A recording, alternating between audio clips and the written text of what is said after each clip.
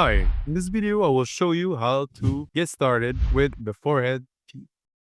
We'll use the mobile version of the app to control the forehead teeth. So how to turn on the device? Simply press the power button until you see something showing on the display. Note that the forehead teeth is equipped with battery state, so you know how much battery is left on the device. From there, I can click on connect and I see the different devices available. I see the forehead over here. I don't need to wait until the loading bar ends. I can already secure the connection.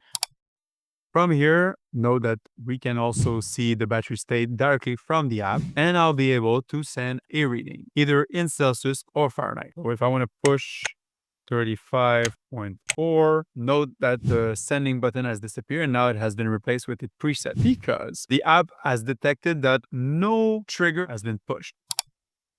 And this is the real-time feature. See, value preset, waiting for a signal. The moment that I will press the little trigger, the sensor over here, it will show the reading directly on the device. Now, if I press again to get another reading, for example, look what's going to happen. I'm being notified. From there, I can either use a previously sent reading simply by clicking on the history tab, selecting 39.5, going back, and then send the reading as follow. Or I can write down a new reading, pick the preset, and push the reading with send now.